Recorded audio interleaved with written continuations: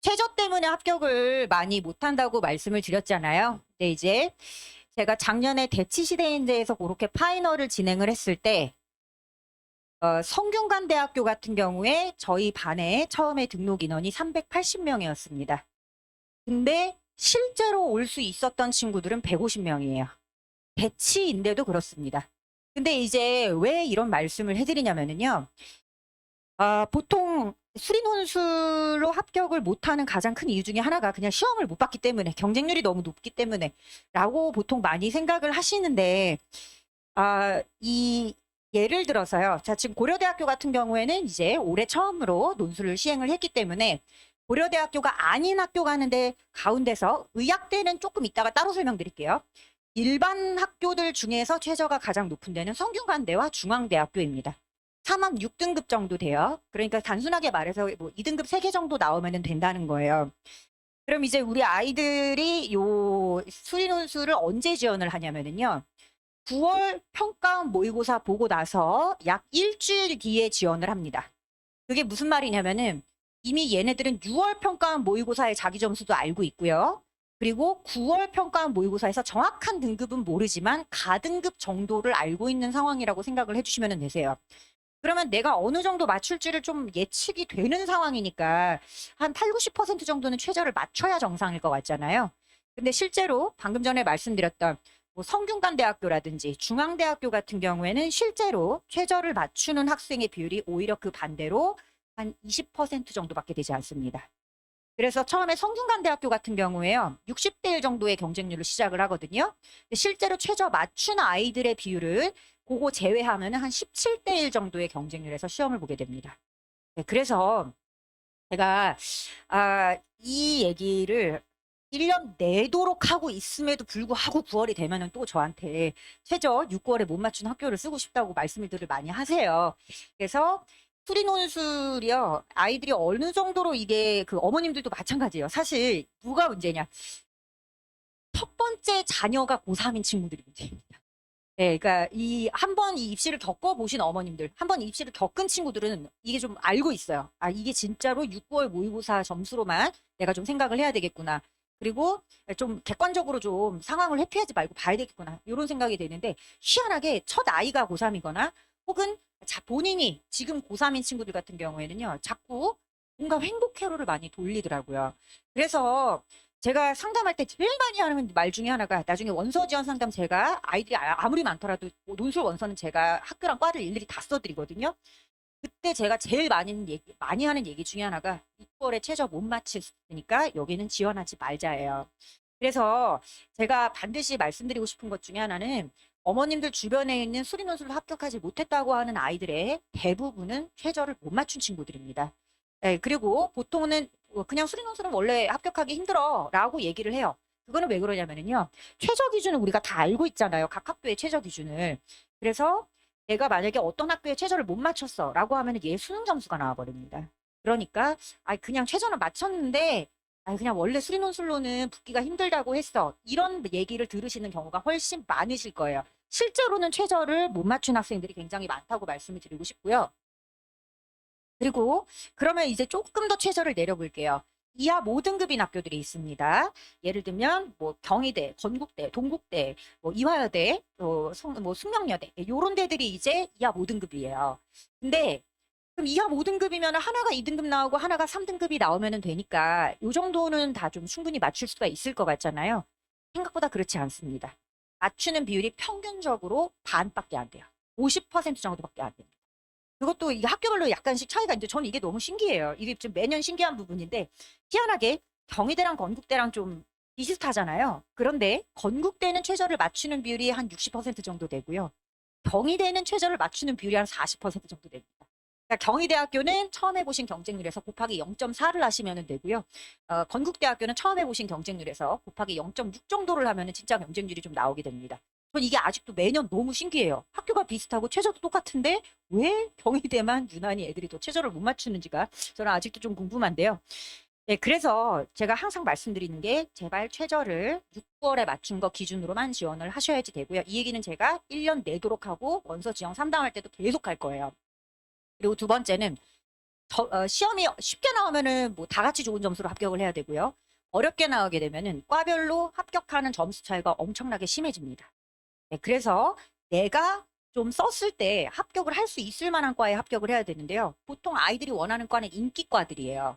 그래서 좀 이 원서를 좀 분배를 시키셔야 되거든요. 얘가 만약에 수리논술 실력이 좀 많이 떨어진다. 그러면은 최대한 낮은 과 위주로 시험을 보셔야지 되시고, 그리고 어느 정도 그래도 잘하는 친구라도 정시로 넘기면 안 되는 친구라면, 그러면 수리논술에서도 얘가 기계과를 쓰고 싶어요. 그럼 한 3개 기계과 쓰고 한 3개는 좀 적당한 선에서 과를 좀 쓰셔야 되는데, 다 전기공학과, 기계공학과, 화학공학과, 신소재공학과만 보고 있는 거예요. 수리논술의 목적은요. 일단 첫 번째, 정시보다 잘 가야 됩니다. 그 다음에 두 번째는 다른 수시 전형보다 잘 가면 돼요. 그러니까 수리논술로 갈 수 있는 학교가 다른 어떤 전형보다도 더 좋은 학교를 갈 수 있으면 되는 거지. 예를 들어서 내가 정시는 이 정도에 있어요. 학종은 이 정도에 있어요. 그럼 수리논술이 여기 있어야 되는데 여기를 씁니다. 보통. 그래서 많이 떨어져요. 저는 이게 아직도 이해가 안 돼요. 왜 수능은 점수 맞춰서 가고 학종도 자기 내신 맞춰서 지원을 하는데 논술만 여기를 써서 다 떨어지는지 모르겠어요. 그래서 그래도 제가 논술 강사 처음 할 때는 그래도 좀 세월이 지나면은 사람들이 좀 인식이 바뀌겠지.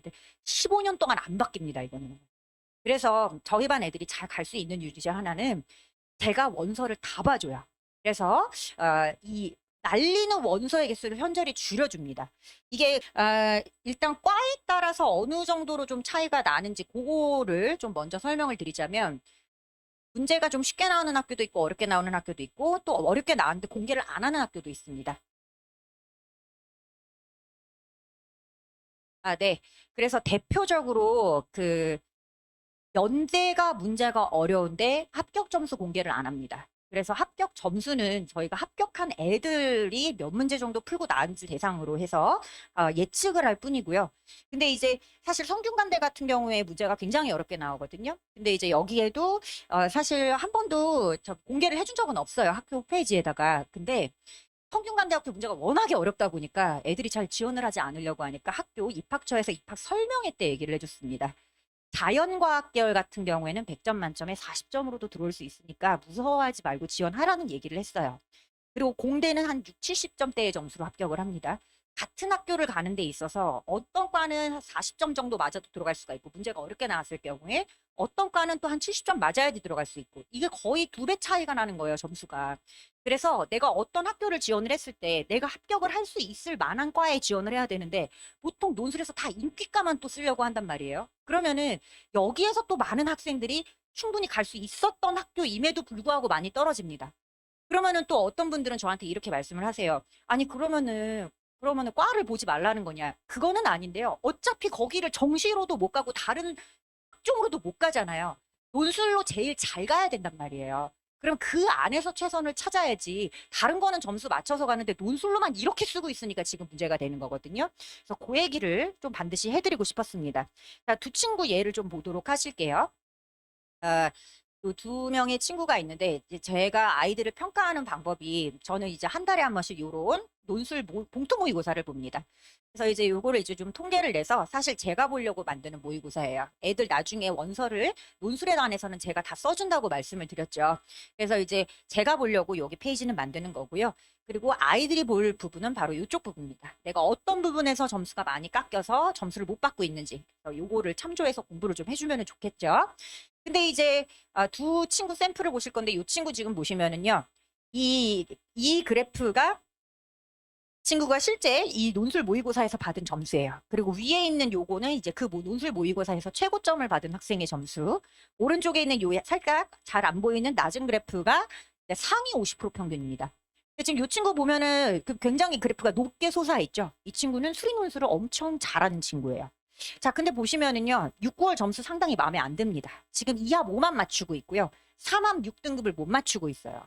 그리고 이 친구 지금 보시면은 저한테 1월부터 들었던 친구잖아요. 그럼 얼마나 귀에 딱지가 않도록 6, 9월에 최저 맞춘 학교만 지원을 하라고 얘기를 들었겠어요. 근데 이제 이 친구가 가겠다는 학교 리스트를 좀 보실게요. 어메이징합니다. 지금 약대, 의대 막 난리가 나고 있어요. 지금 6개 원서 중에 4개를 다 논술로 써야 돼요. 내신이 4등급이어서. 그런데 그 중에서 4개 학교를 지금 최저를 못 맞추는 데를 쓰겠다고 하고 있습니다. 이게 현실이에요. 실제 이렇습니다. 15년 동안 변치가 않아요. 아무리 오래 들어서 이 얘기를 귀에 딱지가 않게 해도 안 변합니다. 그래서 네, 요런 친구 같은 경우에는요, 어머니, 지금 이 정도 점수로는 인서울이 간당간당한 수준이거든요. 얘는 진짜 수능으로 넘기면 큰일 나는 친구예요. 게다가 논술에서 가능성이 엄청 높은 친구죠. 그럼 얘는 어디를 써야 되겠어요? 얘는 연대 낮은 과를 써야 됩니다. 연대 낮은 과. 일단 최저가 없죠. 그리고 요 점수대는 연대에 합격 가능한 점수대입니다. 근데 이 친구 지금 보면은 연대도요. 신소재공학과를 쓰고 싶다고 얘기를 하고 있어요. 그러니까 학교도 과도 포기를 못 하겠다는 거예요. 근데 사실 이 친구 논술 실력을 봤을 때 연대 신소재공학과가 가능성이 있습니다. 근데 제가 왜 거기를 쓰지 말라 그랬냐면은 연대 신소재공학과는 거기를 떨어지더라도 만약에 수시 다 떨어져도 정시가 받쳐주는 애들이 아쉽지만 어쩔 수 없지라는 마음으로 쓰는 데가 연대 신소재공학과고 지금 이 상황에서는 정시로 넘기면 인서울이 간당간당한 요런 데서 논술도 잘하는 친구예요. 그러면 연대를 지금 합격시켜주기만 하면 너무 감사한 상황인데 연대 낮은 과를 써야지 지금 연대 신소재공학과를 쓰겠다고 하고 있는 거예요. 그리고 또 어디를 써야 되겠습니까? 한양대랑 시립대를 써야 됩니다. 그리고 놀랍게도 이 친구에게는 시립대 합격하느니 안 가겠다고 합니다. 그러니까 근데 어머니 다 그래요.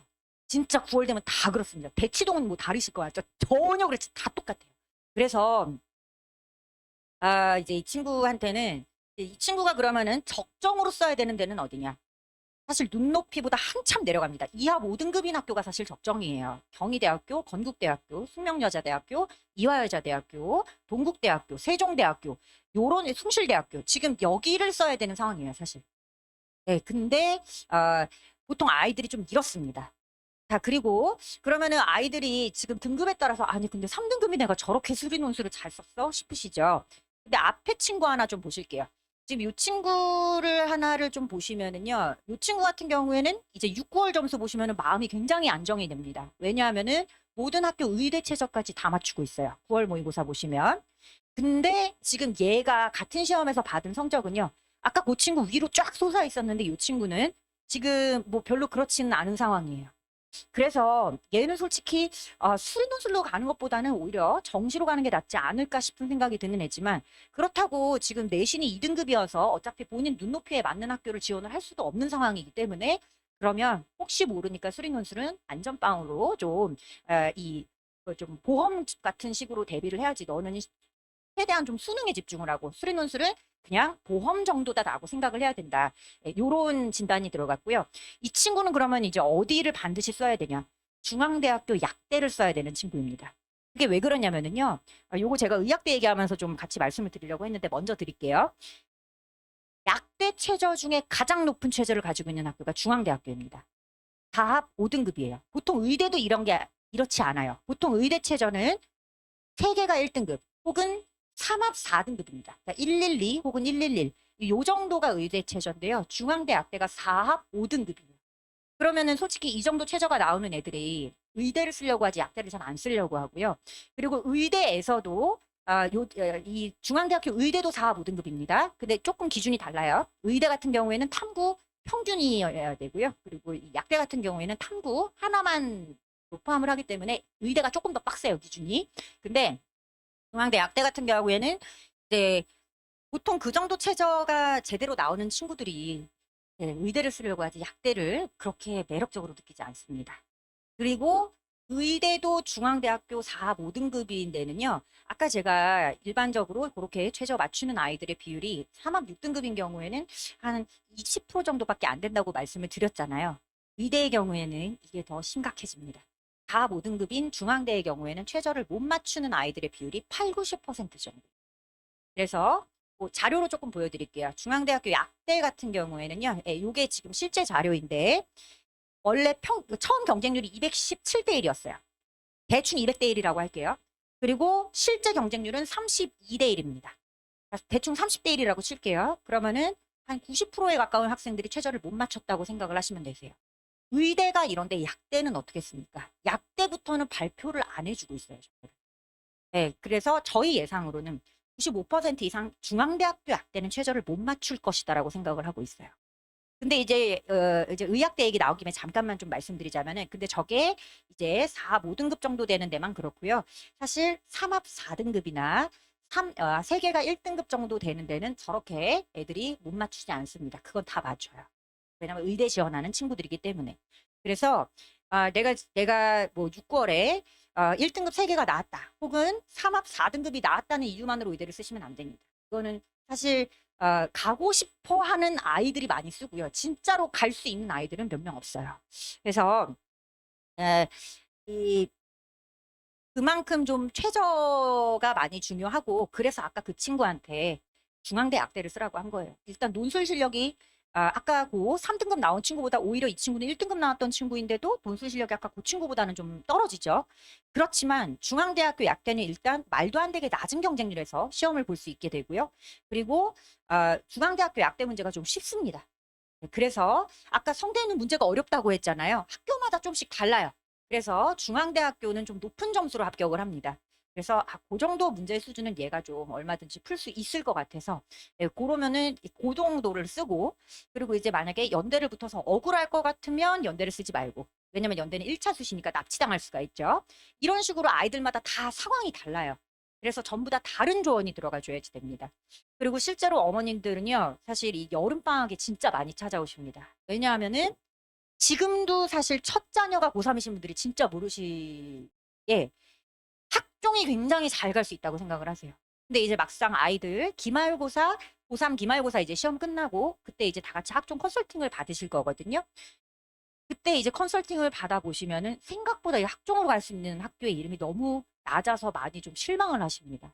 근데 논술로 갈 수 있는 학교 이름은 높은 거예요. 그래서 부랴부랴 그때 논술을 준비하시는 분들이 사실 굉장히 많으십니다. 근데 많이 늦죠. 왜냐하면 그럼 7월부터 해야 된다는 말인데 9월에 연대 시험이 있거든요. 그래서 그런 최저에 대한 얘기 그리고 아이들마다 이런 식으로 좀 다 등급만 가지고는 얘가 수리논술을 어느 정도 쓸지는 사실은 좀 판단하기가 힘들다라는 얘기를 좀 해드리고 싶어요. 저희 이제 올해 시험 결과는 아직 발표가 안 돼서 작년 결과로 좀 보여드려야지 되는데요. 작년에 이제 어떤 친구가 6, 9월 둘 다 수학이 4등급 나왔어요. 그 친구 이제 수능에서도 결국은 4등급이 나왔었는데 목동시대 이제 친구였습니다. 근데 얘가 수리논술은 기가 막히게 잘 써요. 그래서 이제 이 친구랑 상담할 때 얘는 이제 거의 다 임서울급을 가겠다고 원서를 써왔더라고요. 그래서 이제 이 친구한테 얘기를 했어요. 연대랑 한양대랑 시립대 세 학교는 꼭 좀 써봤으면 좋겠다. 근데 이제 자기는 무서워서 못 쓰겠다 그러더라고요. 그리고 이제 연대 수리논술만 시행한 것도 올해가 처음이고 작년까지는 또 과학논술이 있었기 때문에 그럼 과학논술은 어떻게 해요? 어차피 제대로 낮은 과의 경우에는 제대로 과학논술 준비하고 보는 없다. 뭐 기계공학과나 신소재공학과 이런 데나 애들이 과학논술 제대로 준비하고 쓰지. 그렇지 않으니까 수리논술 실력이 되니까 한번 써보자. 좀 낮은 과로 대기과학과로 한번 써보자. 그리고 계속 좀 설득을 했어요. 나중에 어머니도 막 질문하러 오시더라고요. 이거 진짜 써도 되는지 모르겠다고. 그럼 이제 저도 좀 난감하죠. 왜냐면 제가 100% 확신을 할 수 없는 거잖아요. 근데 어쨌든 저는 그래도 이 친구가 가능성이 굉장히 높다고 생각을 하고 솔직하게 말씀을 드렸어요. 그래서 결국 썼는데 정말 다행히 붙어왔습니다. 그래서 이 어머니가 저 대치동에서 파이널 하고 있는데 아들을 데리고 같이 찾아오셨어요. 너무 고맙다고. 그래서 어, 제가 이때까지 수리논술 강사하면서 6천 명이 넘는 학생들을 대면 상담을 했습니다. 왜냐하면은 제가 1년에 학생이 적으면은 한 300명, 그리고 많으면은 정규반이 한 550명까지 가거든요. 그러면 평균적으로 한 400명 정도라고 쳤을 때 15년 동안 했기 때문에 한 6천 명 정도의 아이들을 직접 다 원서를 썼다고 생각을 해주시면 되세요. 그래서 제가 보는 게 100%라고 말씀은 드릴 수가 없겠지만 그래도 상당히 좀 정확합니다. 그래서 저는 또 솔직하게 좀 말씀을 드려요. 만약에 좀 어려울 것 같다 싶으면은요. 가능성 많이 없어 보인다.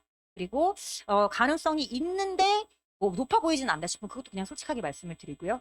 여기는 충분히 가능성 있을 것 같다. 가서 실수만 하고 나오지 않으면 괜찮을 것 같다. 그런 것들도 다 솔직하게 말씀을 좀 드리고 있어요. 그래서 판단은 결국 아이와 어머님이 하시는 건데 그래도 제가 보는 게 조금 더 저는 그냥 이제까지의 결과를 봤을 때 정확하다고 생각을 하고요. 그리고 이제 9월 달에 저한테 아주 많이 주장하시는 부분이 이제 뭐냐.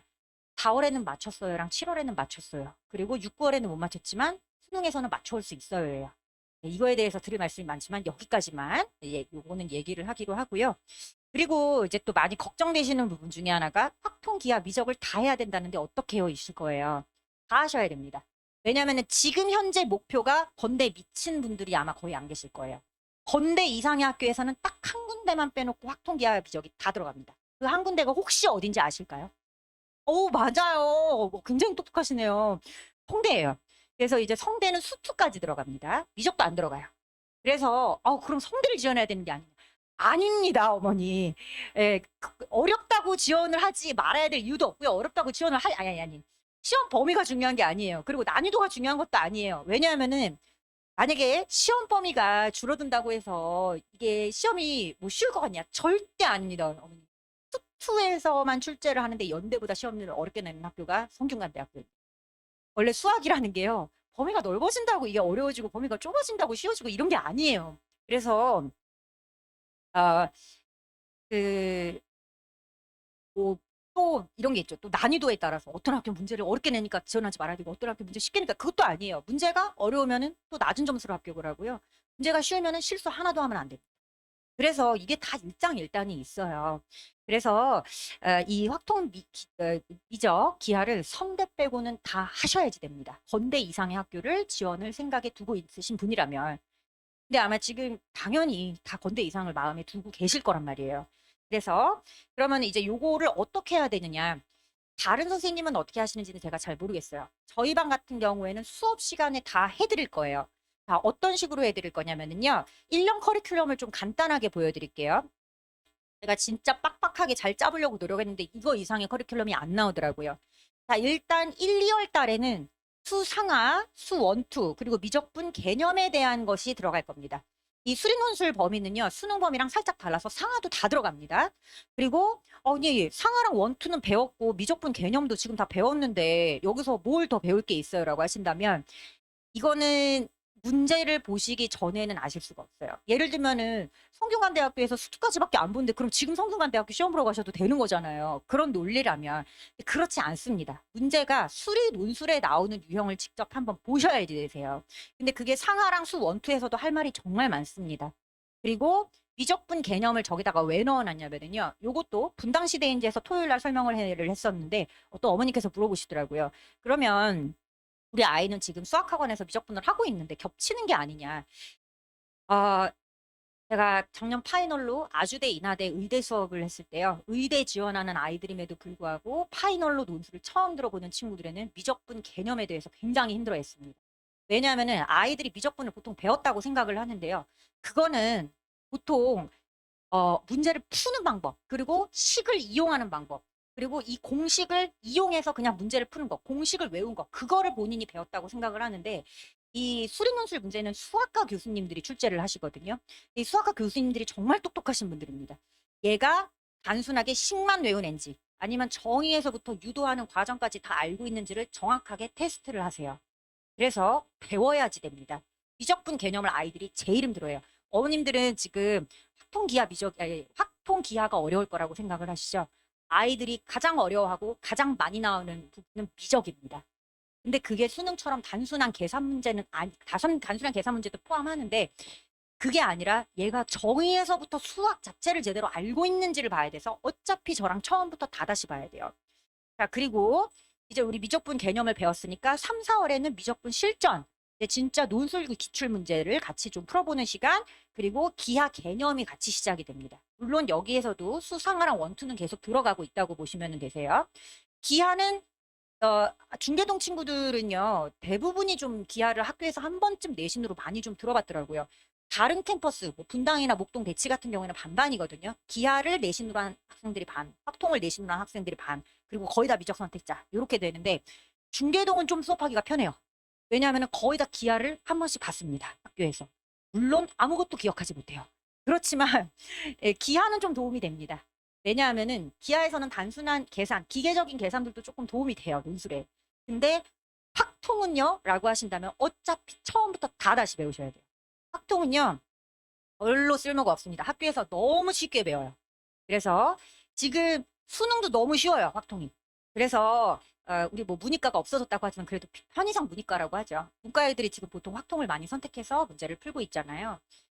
걔네들 중에 수리논술 확통 문제 들여다 놓으면은 거의 못 풉니다. 왜냐하면은 수능에서는 사실 식만 제대로 외워도 문제를 풀기가 수월해요. 그 수능 확통 같은 경우에는. 근데 아까 말씀드렸죠. 수학과 교수님들이 그렇게 만만하신 분들이 아니거든요. 얘가 이 통계의 이식이 어디서부터 내려오는지를 알고 상황을 완전히 바꿔놔도 그걸 풀 수 있는 앤지, 아니면 주어진 아주 전형적인 상황에서 공식을 대입해서만 풀 수 있는 앤지, 그렇게 테스트를 하십니다. 그래서 확통은 어차피 저랑 다 다시 배워야 돼요. 그리고 기하는 그래도 한번 들은 친구들이 조금 더 수월하게 따라올 수는 있을 거예요. 자, 그래서 또 5월 달, 6월 달에 확통 개념이 시작이 되죠. 근데 실제로 요게 두 달, 두 달이 아닙니다. 요 안에 3주가 빠져요. 아이들 중간고사 휴강기간. 또 요 안에도 3주가 빠집니다. 아이들 기말고사 휴강기간입니다. 그래서 실제로 요 안에서 두 달이라고 해서 8주가 아니고요. 좀 더 작다고 생각을 하셔야지 되세요. 그래서 진도가 상당히 타이트하게 나가게 될 거예요. 근데 왜 이렇게 하냐? 외부에서 듣는 시간을 최대한 줄여드리려고 합니다. 논술 때문에 확통이랑 기하를 따로 배운다는 거는요. 저는 그거는 완전 반대예요. 솔직히 말해서 아까 말씀드린 대로 최저를 맞추기가 상당히 힘들기 때문에 차라리 외부에서 확통 기하를 열심히 할 시간에 그나마 좀 등급 올리기가 쉬운 과탐이나 사탐을 조금이라도 더 공부해서 한 등급이라도 더 안정적으로 최저를 맞추시는 것을 저는 권유를 드리지, 논술 때문에 수능에 시험 보지도 않는 확통이랑 기하를 굳이 뭐 인강이라든지 따로 시간을 내서 공부를 한다? 그거는 저는 반대입니다. 다만 제가 수업 시간에 해드릴 테니까 제가 내줄 때 숙제는 완벽하게 해와야 돼요. 그래서 최대한 수업 내에 다 녹여드릴 거예요. 일단 가장 중요한 거는 수능이거든요. 그리고 논술은 이제 수능에서 내가 갈 수 있는 최저가 있을수록 좋아요. 최저가 높을수록 좋습니다. 지원하실 때. 그리고 논술은 이제 최저를 맞춘 그 다음부터 시작이 된다고 보시면 되세요. 그래서 그럼 이제 바로 확통 개념 들어갔는데 7월이 돼버리죠. 이때는 다 실전으로 들어가야죠. 물론 여기 너무 지저분할 것 같아서 수상하랑 원투는 안 써놨습니다. 다 포함되고 있는 상황이에요. 그리고 왜 7, 8월에 실전이 들어가야 되냐. 9월에 벌써 연세, 시립대, 홍익대 파이널이 생겨요. 그리고 10월 달에 이제 종강을 하고요. 11월에 바로 수능 보자마자 또 파이널이 생깁니다. 그래서 이렇게 좀 빡빡한 스케줄로 들어가기 때문에 이 진도를 놓치지 않고 따라갈 수 있으려면은 가급적이면 1월부터 시작을 해주시는 게 좋으세요. 왜냐하면 아이들이 신규로 새로 들어올 때마다 새로 이렇게 반을 개강할 수가 없는 노릇이거든요. 그래서 중간에 아이들이 들어오는 걸 또 굉장히 무서워합니다. 왜냐하면은 엄마 그러면은 나 빼고 쟤네들은 다 배웠을 거 아니야. 이것 때문에 되게 무서워해요. 답안지를 한 장이라도 더 써봤을 거 아니야. 난 중간에 들어가는 거잖아. 이걸 아이들이요 정말 많이 무서워합니다. 그래서 시작은 좀 같이 하시는 게 좋아요. 그리고 이제 아까 말씀드렸던 것처럼 자기 좀 등급을 뛰어넘어서 합격하는 그런 학생들 같은 경우에는 1월에 시작한 학생들에서 대부분 나옵니다. 그 이유는요, 두 가지 이유가 있는데 첫 번째 이유는 이제 답안지를요 학원에 오면은 어떻게든 일주일에 1시간은 무조건 써보게 만듭니다. 앞에서 조교 선생님이 지키고 있기 때문에 안 쓸 수가 없어요. 그리고 제가 그래서 항상 동영상으로 보강하지 말라고 계속 얘기를 합니다. 학원에 와야 된다고. 왜냐면 그런 억지로라도 써요. 근데 집에서는 어머니 나 아이들이 집에서 동영상 강의한다고 봤다고 하고 진짜 봤을 것 같죠? 저희 애들 동영상 강의 받아간 그 건수가 작년에 그 거의 1000건 가까이 되거든요. 그 중에서 플레이 버튼을 누른 횟수는요 손에 꼽습니다. 그럼 이게 뭐예요? 학원비는 학원비대로 다 내놓고 교재비는 교재비대로 다 내놓고, 근데 어머니들은 모르세요. 그럼 또 이 몇 번은 독촉을 하죠. 이거 보셔야 된다. 그럼 또 애는 엄마한테 얘기해 봤어 라고. 그럼 이제 답안지는 안 날라옵니다. 저희가 동영상 보강하는 학생들에 대해서도요 첨삭 다 들어가거든요. 안 날라와요. 답안지가 날라와야지 첨삭을 해줄 텐데. 그래서 이 어쨌든 학원에 오면은 얘가 1시간이라도 답안지를 억지로라도 써보게 되잖아요. 그런 것들이 사실 굉장한 훈련이 되고요. 그다음에 두 번째, 요게 사실 또 중요한 포인트 중에 하나인데 수리논술 문제는 생각보다 창의적이지 않습니다. 요건 이제 이과 졸업하신 어머님들께서 조금 더 알아두시기가 편할 것 같은데요. 수리논술 문제는 우리가 대학교에서 이과에서 보는 중간 기말고사 문제가 상당히 유사합니다. 근데 그게 고등학생 수준으로 나오는 거예요. 그게 무슨 말이냐면은요. 예를 들어서 저는 수학과를 졸업을 했는데 이제 과목에 따라서 조금 다르지만 전공 과목의 경우에 시험 시간이 3시간이에요. 그럼 문제 한 5문제 정도 나옵니다. 문제 수준이 상당히 어렵겠죠. 그리고 이제 거기에서 가장 낮은 점수는 뭐 진짜 100점 만점에 5점짜리도 있고요. 가장 높은 점수는 한 7, 80점 나오는 이제 저 천성세계에 사는 선배들이 좀 있고, 그리고 평균이 한 3, 40점 정도 나옵니다. 고대 수학과인데도 그래요. 정말 많이 어렵게 내시는 거죠. 그러면은 이제 보통 공대의 경우에도 저는 비슷할 거라고 생각을 해요. 그럼 이제 요 시험 공부를 어떻게 하죠, 대학생 때? 족보를 이용해서 공부를 합니다. 그래서 그럼 그 족보를 내가 알고 있다고 해서 이 시험지를 만점 받을 수 있을 것 같으면은 애들 평균이 3, 40점이 나오진 않겠죠? 족보랑 유사하게 나와요. 심지어 똑같이 내도 3, 40점이 나옵니다. 그게 왜 그러냐면은 그게 무슨 문제가 나오는지만 알고 있으면 뭐예요? 답을 외워서 푸는 게 아니잖아요. 서술하는 과정에서 내가 이 이론을 정확하게 이해하고 정확하게 문제를 풀어낼 때 점수를 받을 수가 있는 거잖아요. 그래서 수리 논술이 잘 뭔지 잘 모르겠다 싶으신 분들은요. 아, 이과 계열의 이공대에서의 중간 기말고사랑 상당히 유사하구나라고 생각을 해주시면 되세요. 그래서 이 족보처럼 수리 논술 문제도 창의적인 문제가 거의 없습니다. 거의가 아니라 거의 아예 없다고 봐도 될 것 같아요. 문제가 돌아다닙니다. 그래서 심지어 한양대학교에서는 연속으로 저기 연속으로 같은 문제를 2년 연속으로 출제를 한 적도 있었고요.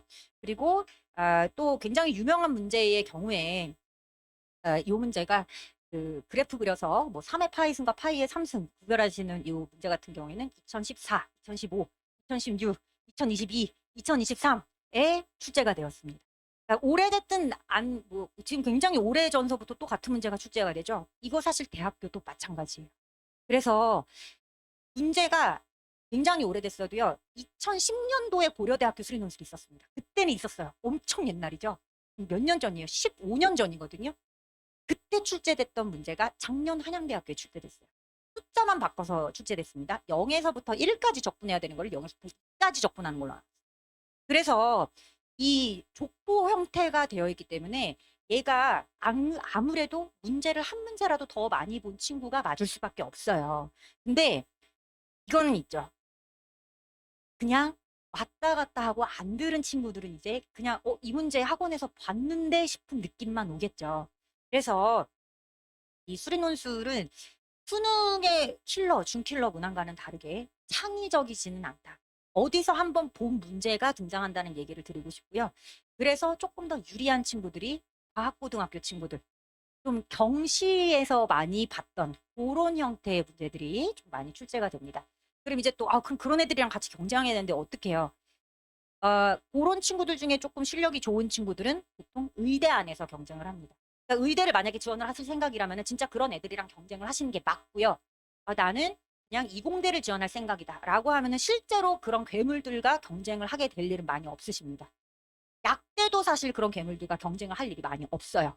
근데 이제 우리 괴물들은 거의 의대로 지원을 많이 하고요. 그리고 저 같은 경우에도 그래서 의대반은 아예 따로 두고 있습니다. 그래서 만약에 내가 우리 아이가 그 의대를 가고 싶어 하는 애들은 많죠. 근데 가고 싶어 할 뿐만 아니라 그 정도 깜냥이 되는 친구다라고 하면은 지금 의대반 같은 경우에는 제가 대치에 엘브라운이라는 학원에 휘문고등학교 전교 1등부터 20등까지를 모아놓은 반이 있어요. 그 반에서만 진행을 합니다.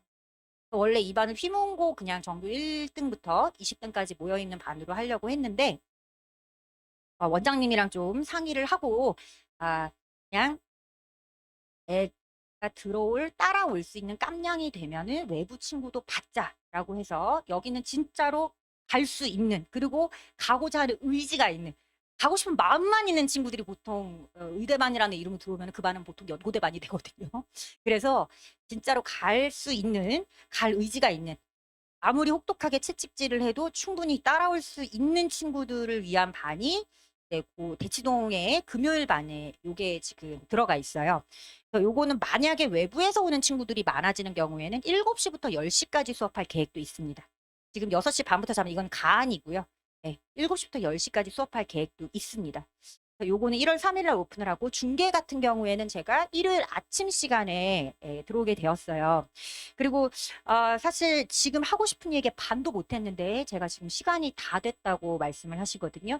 그럼 지금 어머님들께서 오늘 설명회에서 가져가셔야 될 두 가지 중요한 포인트는 뭐냐면 나중에 지원하실 때 최저를 6, 9월 기준으로 맞춘 학교를 지원을 해서 원서를 날리는 일을 막으면서 아까 보셨지만 등급대에 따라서 뭐 수학이 얘가 3등급이라서 수리논술을 못 쓰는 것도 아니고 1등급이라고 잘 쓰는 것도 아니기 때문에 이 아이를 판단해 줄 수 있는 거는 그 아이를 가르치고 있는 수리논술 강사밖에 없어요. 그래서 저도 너무 힘들지만 얘들 원서를 제가 다 써주고 있거든요. 그래서 강사가 판단을 해야지 이뭐 1등급이라고 해서 얘는 뭐 연대 공대 쓰고 얘는 3등급이니까 뭐 수리논술 안 될 것 같고 그렇지가 않습니다. 그리고 확통 기하 미적에 대해서는 그거 수업 시간에 스케줄대로 잘 따라오시면은 그거가 문제가 되는 친구는 없어요. 결국 다들 미적이 어려워서 힘들어합니다. 미적 선택자임에도 불구하고 결국 미적이 문제예요. 미적이 어렵게 나옵니다. 네, 그래서 그렇게 좀 포인트를 오늘은 챙겨가시면 될 것 같고요. 오늘 좀 설명회에서 좀 아쉽고 궁금한 것들이 있으시면 제가 여기 마지막에 그 저희 연구실에서 쓰는 번호를 같이 좀 넣어놨어요. 그래서 이 연구실 번호로 저희가 전화는 거의 못 받고요. 그 오늘 뭐 중계동에서 설명회 들었던 학부모인데 이런 점들이 궁금하다. 1번 뭐, 2번 뭐, 3번 뭐 이런 식으로 다 써주시면 제가 답장을 드리도록 하겠습니다. 그리고 사실 이렇게 일방적으로 하는 설명회보다는 좀 이렇게 왔다 갔다 하면서 다 같이 궁금한 거 질문하시고 답변해 드리고 하는 시간을 좀 충분히 가지고 하는 게 훨씬 좋거든요. 그게 어머님들도 좋으시고 저도 좋아요. 그래서 나중에 따로 개인 간담회를 가질 때 그때 오셔서 질문 많이 해주셨으면 좋겠습니다. 목동 어머님들 질문 1시간 동안 하고 가셨어요. 근데 질문하시면서요. 어머, 너무 재밌어서 못 가겠다고 하시더라고요, 집에를. 뒤에 약속이 있으신데. 그래서, 하여튼, 간담회를 오시면 굉장히 좀 유익한 시간이 되실 거예요. 그리고 미처 생각하지 못한 것도 많이 알아가시게 될 겁니다. 네. 너무 아쉬운데요. 제가 분당이랑 목동에서 둘 다 1시간 이상씩은 설명을 했었는데, 중계만 이렇게 짧게 해서 너무 아쉽습니다. 네, 저희 간담회 때 그러면 다시 뵙겠습니다. 감사합니다.